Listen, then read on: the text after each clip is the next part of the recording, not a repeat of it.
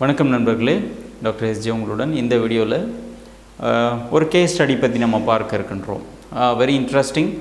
ஆண்களுக்கு குறிப்பாக இந்த கேஸ் ஸ்டடி ரொம்ப பயனுள்ளதாக இருக்கும் அப்படின்னு சொல்லி நான் நம்புகிறேன்.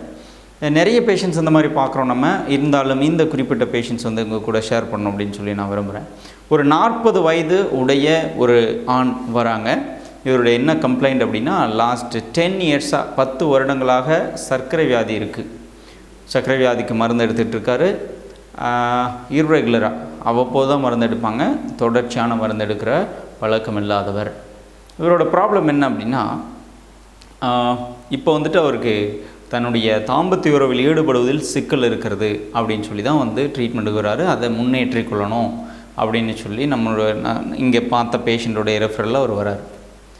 ஃபைன். இப்போ இவர் ஸ்டோரி என்ன அப்படின்னா, இவர் திருமணமாகி 3 ஆண்டுகள்லேயே வந்துட்டு இவர் தாம்பத்திய உறவு இவருக்கு முடிஞ்சிருச்சு. தாம்பத்திய உறவில் ஈடுபட முடியல. அதன் பிறகு ஒரு சில ஆண்டுகளுக்கு பிறகு மனைவி பிரிஞ்சிட்டாங்க. இப்போ ஒரு 5 ஆண்டுகள் இடைவெளி. 5 ஆண்டுகளுக்கு பிறகு இப்போது மறுமணம் செய்து கொள்வதற்கான முயற்சிகளில் ஈடுபட்டு கொண்டு இருக்கின்றார். அவருக்கு வந்து மணப்பெண்ணும் தயாராக இருக்கிறாங்க.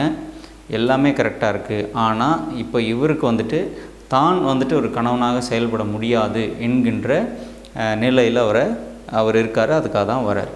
இப்போ அவருக்கு பிரச்சனை என்ன அப்படின்னு கேட்டிங்கன்னா, கண்டிப்பாக 40 வயது ஆண். ஆல்ரெடி ஒரு 5-6 இயர்ஸ்க்கு முன்னாடியே அவருக்கு தாம்பத்திய உறவு திறன் குறைஞ்சிச்சு. அப்படின்னும் போது நீங்கள் ஒரு 35லே எடுத்துக்கலாம். ஒரு 35 வயதில் ஒரு ஆணுக்கு தாம்பத்திய திறன் குறையுமா அப்படின்னு கேட்டிங்கன்னா, வெரி ரேர் சான்ஸ் தான். வாய்ப்பு ரொம்ப ரொம்ப கம்மி தான். பட் இவருக்கு இவர் எங்கே தப்பு பண்ணிட்டார், எங்கே தெரியாமல் போயிட்டார் அப்படின்னா, சர்க்கரையின் அளவில் தான் இவர் தப்பு பண்ணியிருக்கார். நான் இதுக்கு முன்னாடி உள்ள பல வீடியோக்களில் நம்ம பேசியிருக்கிறோம். சர்க்கரை வியாதி இயல்பை விட, இரத்த சர்க்கரையின் அளவு இயல்பை விட அதிகமாகவே இரத்தத்தில் சுழன்று கொண்டே இருந்தால், இன்றைக்கி 180, 200 இருக்குது, நாளைக்கு 180, 200, நாளான்னைக்கு 180, 200, 250, 300 அப்புறம் குறையிறது. ஸோ இப்படி தொடர்ந்து இரத்த சர்க்கரையின் அளவு இயல்பை விட கூட இருந்து கொண்டே இருந்தால் பல காம்ப்ளிகேஷன்ஸ், பல விளைவுகளாகவே கொண்டு வரும். அதில் ஆண்களுக்கு ஒரு என்ன சொல்கிறது, ஒரு எம்பாரசிங்கான அல்லது ஒரு இக்கட்டான ஒரு நிலை என்ன அப்படின்னா, அவர்களுடைய உறவு திறனில், அதாவது தாம்பத்திய உறவு திறனில் குறைபாடு ஏற்படுவது தான். ஸோ இதை ரொம்ப வெளிப்படையாக காமனாக பார்க்க முடியும். அந்த மாதிரி டயபெட்டிக்கை சரியாக கண்ட்ரோல் பண்ணாமல் அல்லது சரியாக பராமரிக்காமல் இருப்பவர்களின் நிலை வந்துட்டு இப்படியாக இருக்கிறது. இவர் இந்த ஃபஸ்ட்டு எப்போ அவருக்கு 10 இயர்ஸ்க்கு முன்னாடி டயபெட்டிஸ் கண்டுபிடிச்சாங்களோ, கிட்டத்தட்ட கல்யாணம் ஆன புதுசுலேயே அவர் டயபெட்டிஸ் கண்டுபிடிச்சதா சொல்கிறாரு. அப்போ இருந்து ரொம்ப இர்ரெகுலர் ட்ரீட்மெண்ட் தான். எப்பொழுதாவது உடல் சோர்வு வந்தால் நான் மெடிசன் போடுவேன் சார், இல்லைனா நான் மெடிசன் போட்டதில்லை அப்படின்னு சொல்கிறார். அப்போது அவர் அந்த 10 ஆண்டுகளுமே இரத்த சர்க்கரையின் அளவு கூட தான் இருந்திருக்கும். ஒரு 6 மாதம் இரத்த சர்க்கரையின் அளவு இயல்பை விட கூட இருந்தாலே அவர்களுக்கு ஆண்மையில் சோர்வு ஏற்படுவதை கண்கூடாக பார்க்க முடியும்.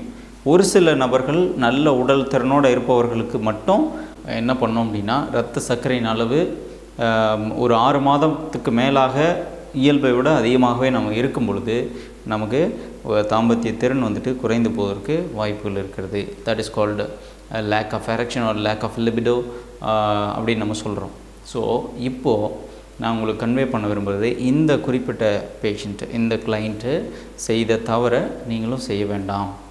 இப்போ அவருக்கு மறுமணம் செய்ய வேண்டிய நிலையில் இருக்காங்க. ஆனால் ஏற்கனவே ஏறத்தாழ 5-6 ஆண்டுகளுக்கு மேலாக முற்றிலுமாக தாம்பத்திய உறவு இல்லாத ஒரு நபர்.